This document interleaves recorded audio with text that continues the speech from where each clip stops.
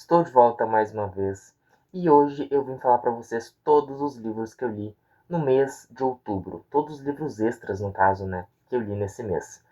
E eu não podia vir caracterizado de outra coisa que não fosse Ghostface, o assassino da minha franquia de terror preferida, que é nada mais nada menos que Pânico. Eu estou muito ansioso pelo filme que vai sair em 2026, né? E é a fantasia completa que eu tenho, meu assassino favorito, icônico, o Ghostface.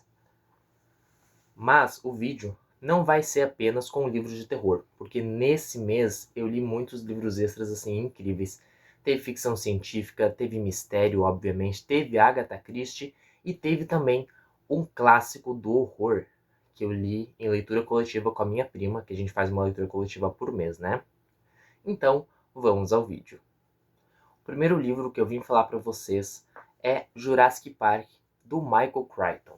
Como eu falei no vídeo da Book Haul, a minha história com Jurassic Park ela é muito linda. Eu conheci o filme quando eu tinha mais ou menos lá pelos meus 5 anos de idade. Minha mãe e meu pai, né, colocaram na TV e logo depois eu virei uma criança obcecada e fascinada por dinossauros. Eu assistia várias vezes, eu sei as falas de cor até hoje, e sempre quando eu tô na deprê, sempre quando eu tô com um clima assim negativo, eu coloco para assistir e me dá uma sensação tão boa de nostalgia, sabe?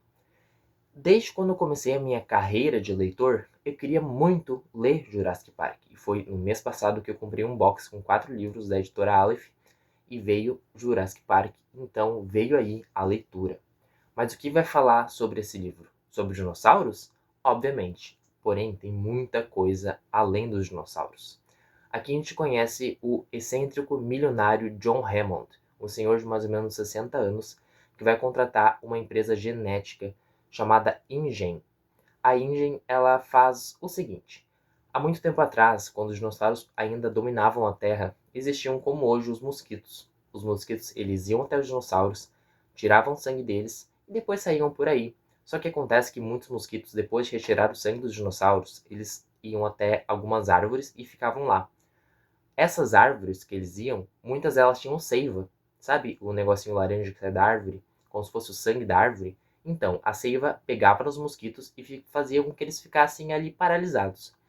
Quando teve a extinção pelo meteoro, né, que extinguiu os dinossauros da face da Terra, esses mosquitos foram fossilizados, assim como os fósseis de dinossauros, né, como os ossos e esqueletos dos dinossauros.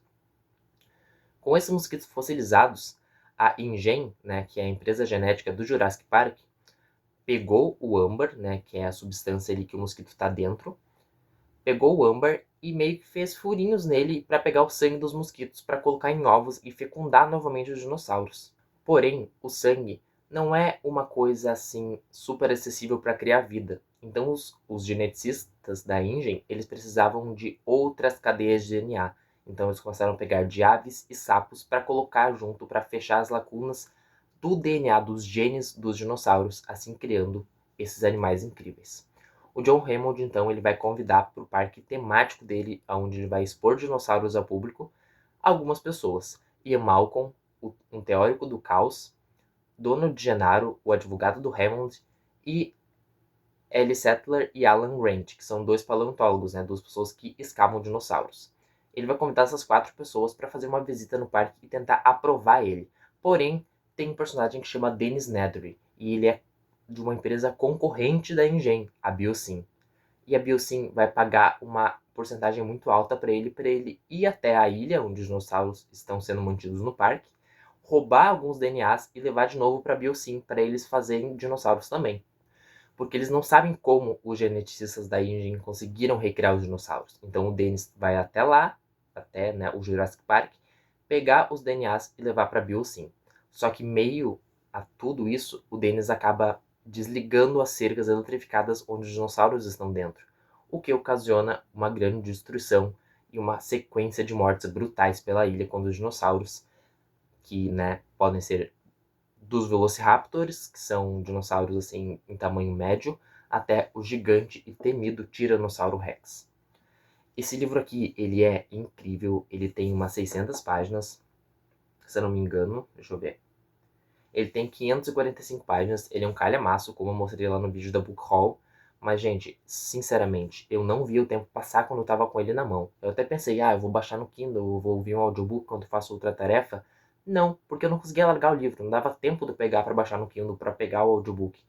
Porque eu tava sempre lendo, tava sempre devorando o livro, e assim, em questão de 3 dias eu terminei. Óbvio, eu tava fazendo outras coisas, né, em outras tarefas também. Mas eu terminei Jurassic Park, foi 5 estrelas, favoritado, melhor livro da minha vida, e infelizmente, dizendo isso, o livro supera o filme. O livro tem muita morte violenta, coisa que não acontece no filme. Tem muita mudança no roteiro do filme pra ser pra um público infantil, infanto-juvenil, né? Eles não podiam simplesmente botar um personagem lá sendo atacado por um monte de compsognathos, que são dinossauros mais ou menos desse tamanho assim. Eles não podiam colocar isso, porque as crianças não iam conseguir ver, ia ter classificação indicativa, né? Então eles cortaram várias cenas do livro que tem mortes brutais, mas que na história complementam muito mais o livro. Um pouco da edição dele agora, porque eu acho que eu já panfletei demais, né? A capa dele é assim, é bem bonita. Aqui na contracapa tá escrito "A vida dá um jeito", que é uma frase que o Ian Malcolm diz. E a diagramação dele é super confortável.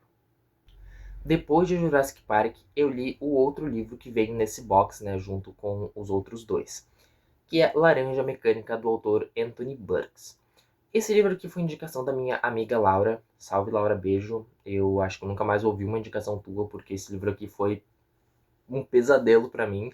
Não digo um pesadelo, gente, em questão de ele ser ruim. Ele é muito bom. Só que ele é muito violento mesmo. Eu não tava esperando. A Laura disse, assiste Laranja Mecânica. Aí eu falei, mas não tem o livro? Ela falou, tem. Então eu vou ler o livro primeiro e depois eu vou assistir o filme. Não vou assistir o filme. O livro foi pesado, imagina como é que vai ser o filme. Apesar de eu ter contradito isso no Jurassic Park, né, quando eu falei pra vocês do livro agora há pouco, porque eles cortam muitas cenas, mas esse filme aqui, ele tem uma classificação indicativa muito alta. Então, provavelmente vão ter muitas cenas explícitas das coisas que acontecem aqui. Em Laranja Mecânica, a gente acompanha o jovem Alex e seu grupo de amigos. Eles meio que fazem coisas perversas pela cidade onde eles moram. Eles batem em pessoas, eles como é que eu posso dizer isso, né? Praticam violência sexual contra mulheres, contra senhoras. Eles matam animais, eles quebram bares, eles destroem a cidade, eles matam.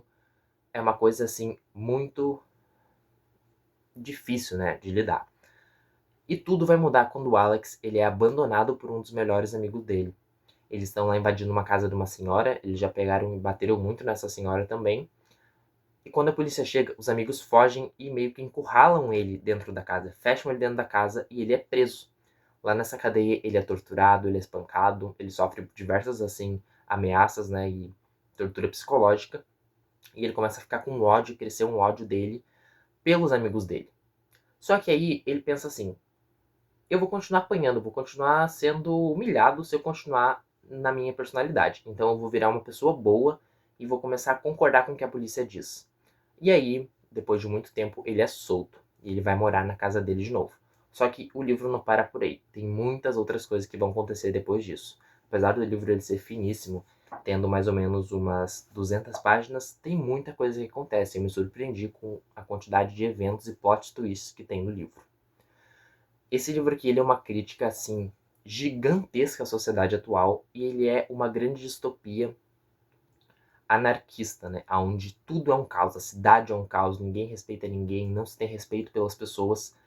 Hoje em dia também não tem, mas aqui é muito bizarro e é muito assustador. Eu fiquei com medo de realmente as coisas acontecerem que nem acontecem em Laranja Mecânica.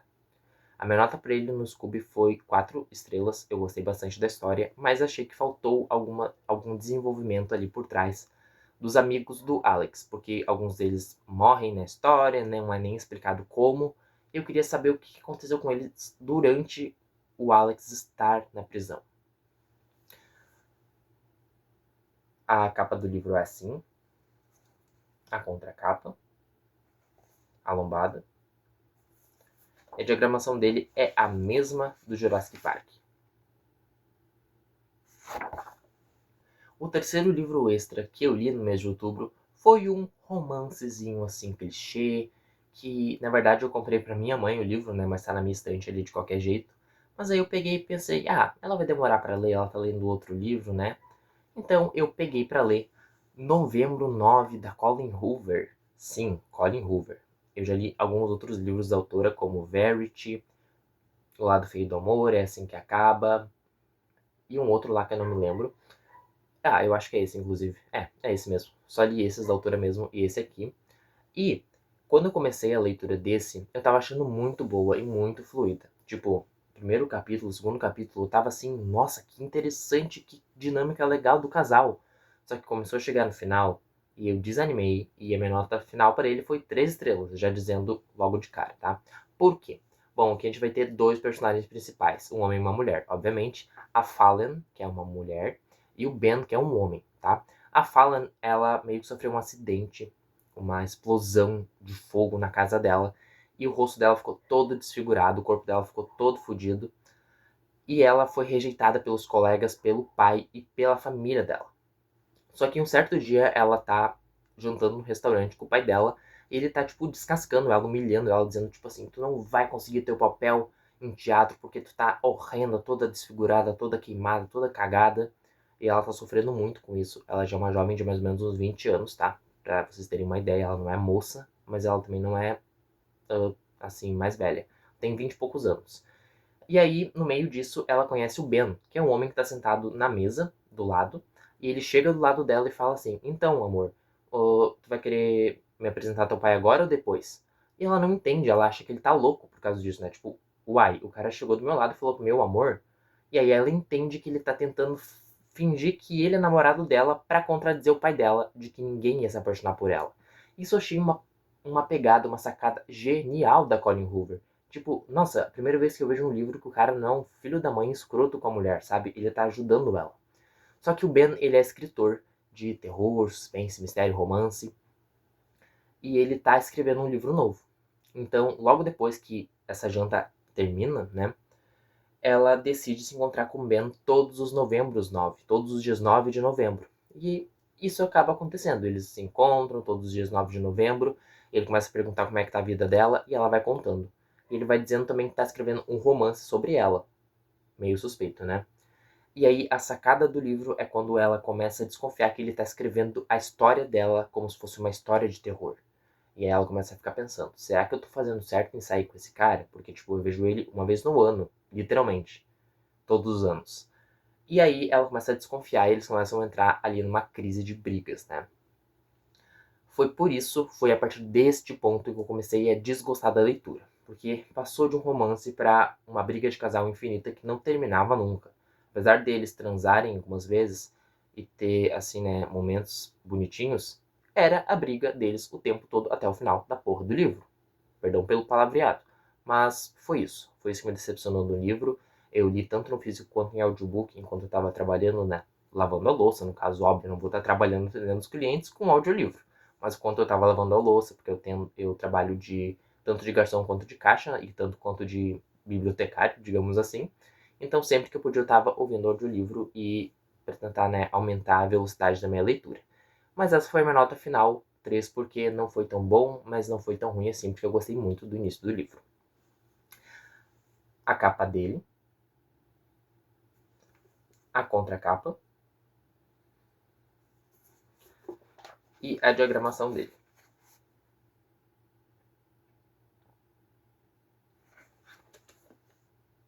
Agora, um livro que eu ouvi, tipo assim, 98% por audiolivro, não pode nem ser considerado leitura física pra mim, mas eu vou roubar, porque se eu não fizer pra mim, quem é que vai fazer, né? 20 Mil Léguas Submarinas, do Julius Verne. É Julius ou Jules Verne? Sei lá, eu nunca sei falar.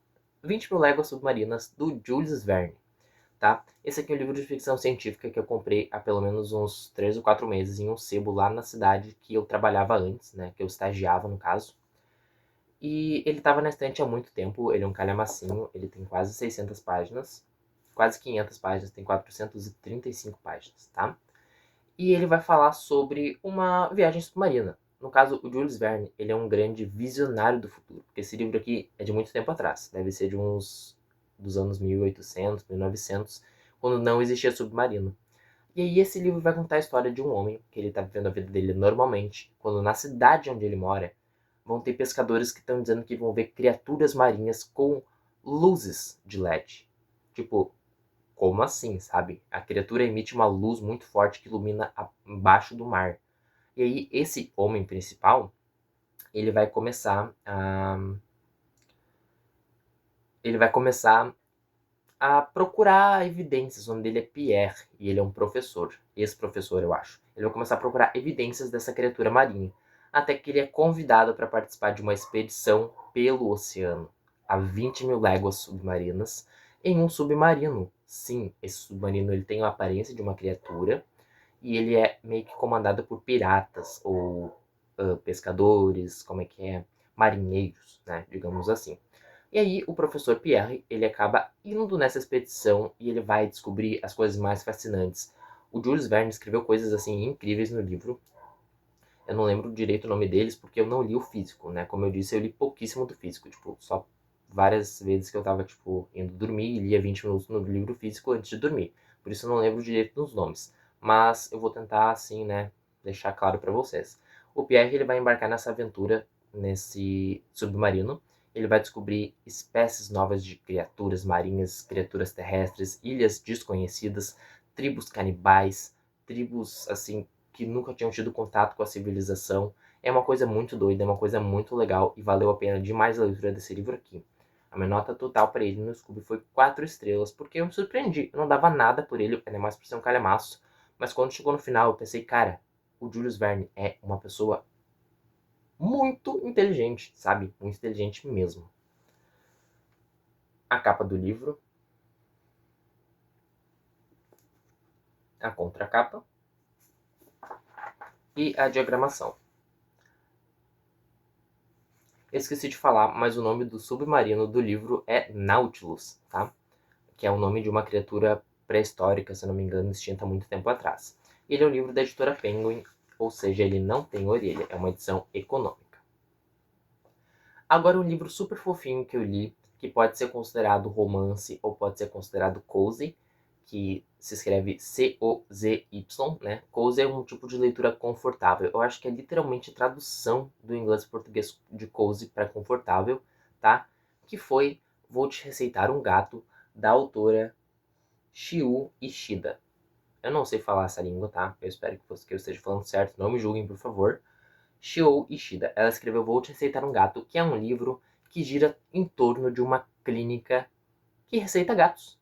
Exatamente o que vocês estão ouvindo. Foi muito doido quando eu comecei a ler esse livro, porque eles são 5 contos, tá? De 5 gatinhos diferentes. Então tem uma clínica ali muito misteriosa num beco das ruas da Ásia. E as pessoas que vão lá geralmente recebem um gato para levar para casa, com indicação, com né, cuidados que eles têm que ter com o gato. E é literalmente isso. São 5 contos. O primeiro conto fala da B, uma gatinha manhosa que não recusa carinho. O segundo conto fala da Margot, uma felina curiosa e de olhar selvagem. O terceiro da Yuki, um filhotinho tão branco quanto um dente de leão. O quarto do Tangerine e da Tank, dois bagunceiros que adoram brincar. E o quinto conto sobre Mimita, um gato cheio de energia. Tá? Então é literalmente isso que eu disse. São 5 contos que giram em torno dessa clínica. Aqui o capítulo 4, onde aparecem o gato Tangerine e Tank. Ó, ele tem essas ilustrações dos gatinhos bem no início de cada conto. Eu não vou me alongar falando de cada um dos contos, eu vou falar apenas do que eu mais gostei, que foi o primeiro. Que ele é um cara que ele tá com uma dificuldade gigantesca no serviço, o trabalho dele é tóxico, tipo, o chefe dele é tóxico, maltrata ele e todos os funcionários. Então ele decide ir nessa clínica misteriosa para ver o que de remédio eles podem receitar. E eles receitam a B, uma gatinha manhosa que não recusa carinho.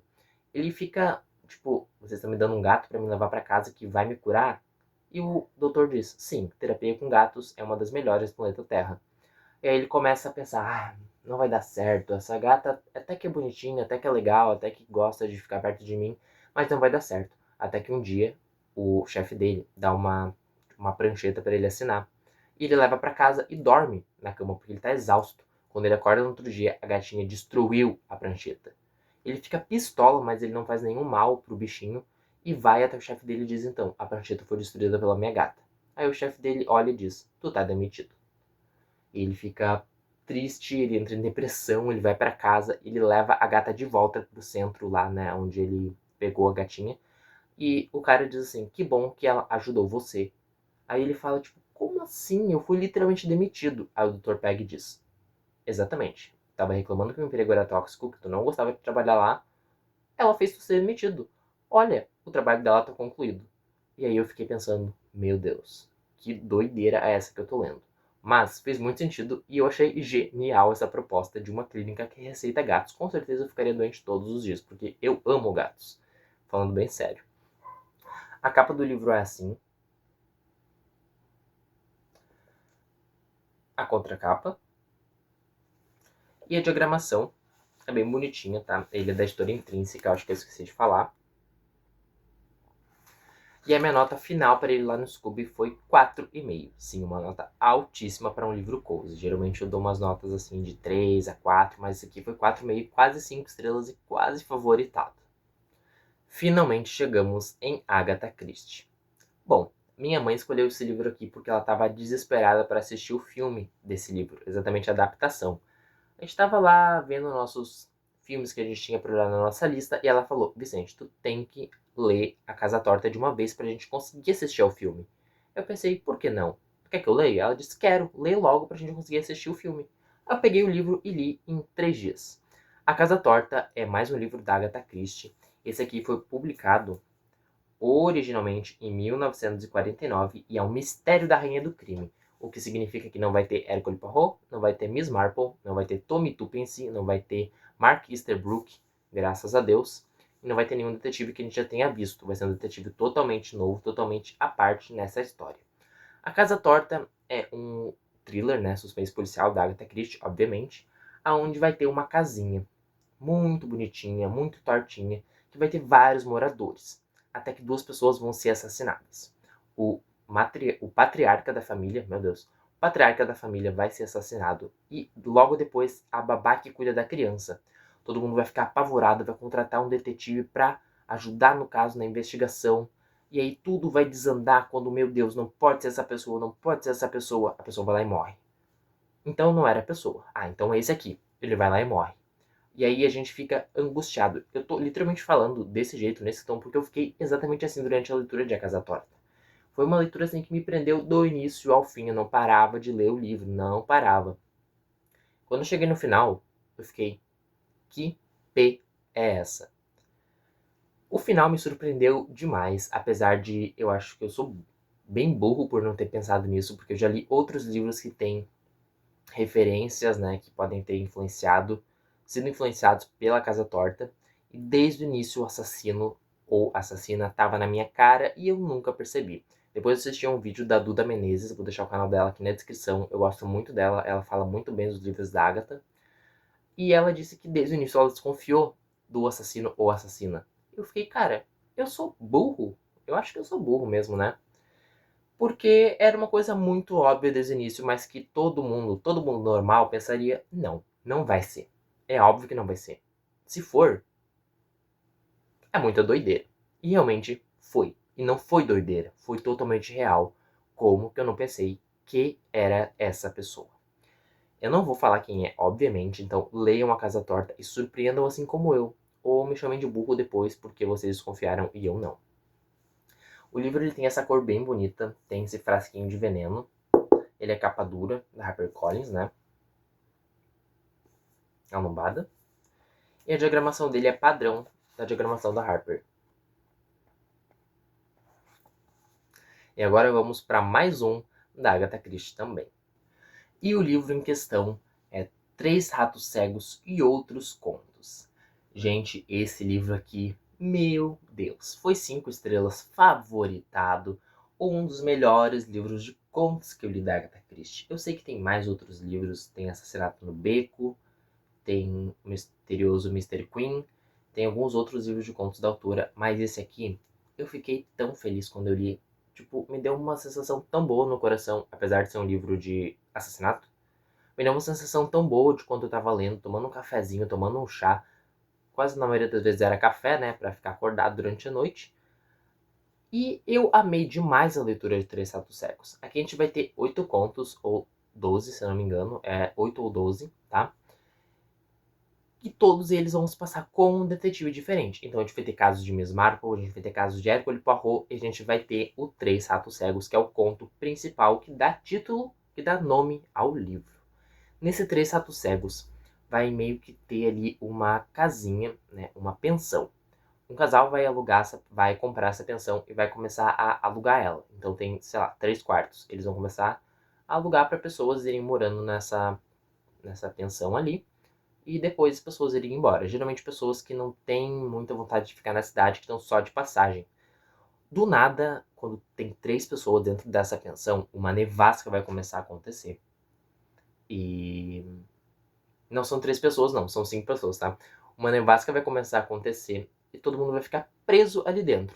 Bem mais ou menos a vibe O Iluminado do King, sabem? Todo mundo vai ficar preso nessa nevasca e eles vão descobrir pelo jornal que tem um assassino à solta. E esse assassino, ele usa uma roupa preta, um cachecol cinza e um chapéu preto que esconde a cara. Porém, todos os moradores da pensão, né, que estão ali alugando, chegaram naquela nevasca com a mesma roupa do assassino. E aí vai começar aquela caça ao rato, né, aquela gato e rato dentro dessa pensão, onde o casal vai começar a desconfiar um do outro se eles são ou não assassinos, porque esse assassino, ele é tão assim manipulador que ele consegue botar o casal que não tem nada a ver, que sabem que estão ali o tempo todo juntos, vai conseguir colocar um contra o outro. E isso foi incrível e no final eu fiquei, não. Mais uma vez a Agatha Christie me fez de idiota, como sempre faz, e eu amo essa mulher por causa disso. A gente vai ter outros contos também, como, deixa eu ver aqui, Estranha Graça, que é um caso de Miss Marple. De Miss Marple também a gente vai ter o caso da zeladora e o caso da empregada perfeita. O assassinato da fita métrica, se eu não me engano, também é dela. Aí do Poirot a gente vai ter o apartamento do terceiro andar, a aventura de Johnny Waverly, e de outros detetives a gente vai ter 24 Melrose e os Detetives do Amor. Esse Detetives do Amor foi o que eu menos gostei. Eu achei uma historinha assim bem bem nada a ver, sabe, com livros da Agatha Christie. Mas todos os contos aqui foram interessantes, menos esse. A diagramação do livro é assim. A capa dele. E a contracapa. E esse livro foi publicado originalmente. É bem difícil, viu? Trabalhar com luva. É bem difícil. Em 1950. E são, como eu disse antes, contos da Rainha do Crime. Agora, o último livro extra que eu li no mês de outubro, e esse foi a leitura coletiva com a minha prima. Inclusive, o vídeo vai sair na quinta-feira, né, no dia do Halloween, e eu só vou discutir o livro com ela na sexta-feira. Eu espero que ela não veja o vídeo na quinta-feira, vai que ela não tenha terminado ainda. Mas, se ela ver, perdeu tempo, porque esse livro aqui foi fenomenal. Drácula, do Bram Stoker. Sim, eu finalmente li essa obra de arte. Tanto pela beleza do livro, que é a edição da Dark Side, né? Eu já vou mostrar agora. Olha esse corte dourado. Não sei se vai dar pra ver, mas olha esse corte. Que coisa fenomenal, fantástica, linda. Ele tem fitilho vermelho, tá? Deixa eu até abrir pra mostrar. Opa, tá caindo. Aqui, ó. Ele tem um fitilho vermelho, pra combinar com sangue, eu acredito, né? E tanto pela história. Por quê? O que vai falar Drácula? Eu acho que todo mundo já viu pelo menos alguma adaptação, seja animação, seja live action, seja série, seja filme, de Drácula. Um personagem aqui que chama Jonathan Hawker, Harley Hawker, eu acho que é Jonathan Hawker, tá? O sobrenome eu não me lembro, porque eu sempre lia Jonathan. O Jonathan, ele vai se mudar não, ele vai meio que se hospedar nesse castelo muito tenebroso e muito escuro e muito assustador, aonde tem o Conde Drácula. Um homem que tá ali há muito tempo, desde que ele nasceu, tá cuidando do castelo.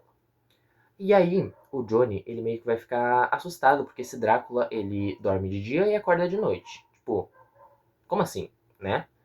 O Drácula também, ele tem uma atração por cores vermelhas.